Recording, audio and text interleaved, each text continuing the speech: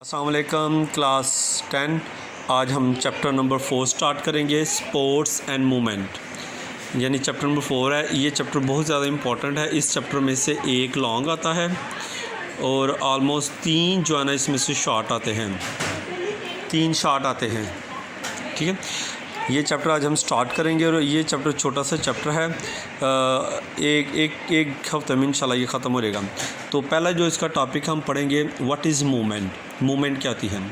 तो movement is a general term जिसका मतलब होता है एक्ट ऑफ चेंजिंग प्लेस और पोजीशन बाय एंटायर बॉडी और बाय इट्स पार्ट्स। यानी मूवमेंट का मतलब होता है कि चेंज करना जगह को या पोजीशन को अपनी पूरी बॉडी के ज़रिए से या बॉडी पार्ट के ज़रिए से। जब हम अपनी बॉडी को एक जगह से दूसरी जगह लेके जाते हैं तो ये पूरी बॉडी की मूवमेंट कहलाती है।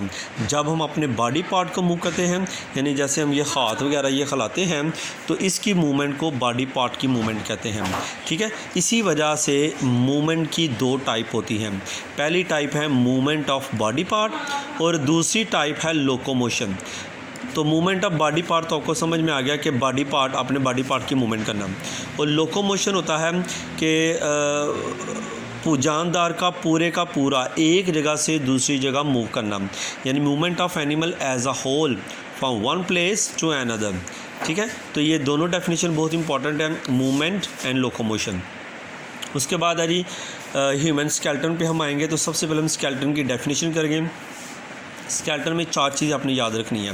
स्केलेटन जो है ना, ये फ्रेमवर्क ऑफ हार्ड, जैसे तस्वीर के लिए फ्रेम होता है, इसी तरह से हमारी बॉडी का जो फ्रेम है वो हमारा स्केलेटन है और ये हार्ड होता है और आर्टिकुलेटेड स्ट्रक्चर होता है।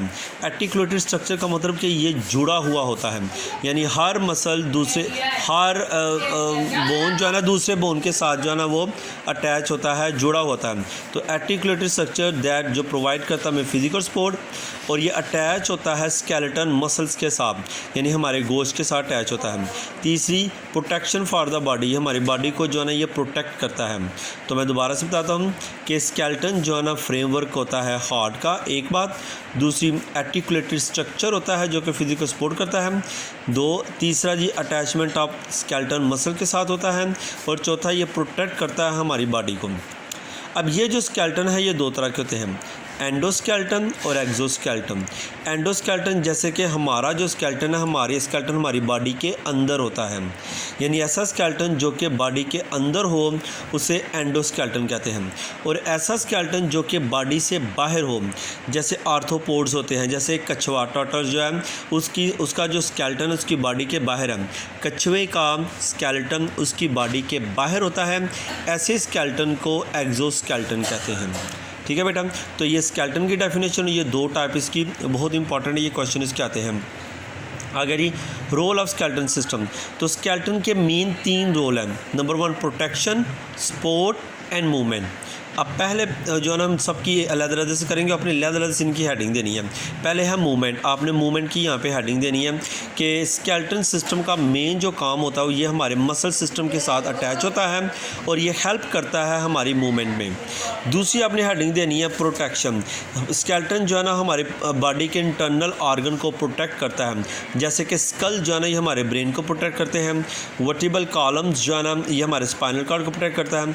हमारे जो रिब्स हैं हमारे दूसरे इंटरनल ऑर्गन को, जैसे रिब्स जो है ना हमारे हार्ट को, हमारे लंग्स को और कुछ जो है ना किडनी को, ये जो है ना ये प्रोटेक्ट करते हैं। तीसरी आपने हेडिंग देनी है सपोर्ट। वर्टिबल कॉलम जो होते हैं ना, वर्टिबल कॉलम ये हमें हमारी पूरी बॉडी को सपोर्ट प्रोवाइड करते हैं, यानी मेन जो सपोर्ट देते हैं ये हमारी बॉडी को वो वर्टिबल कॉलम देते हैं। ठीक है, तो ये रोल ऑफ स्केलेटन को आपने इस तरह से पॉइंट में लिखना है। पहला पॉइंट ये आ जाएगा। अब हेडिंग देनी है मूवमेंट की हेडिंग, दूसरी प्रोटेक्शन की हेडिंग और तीसरी आपने सपोर्ट की हेडिंग देनी है।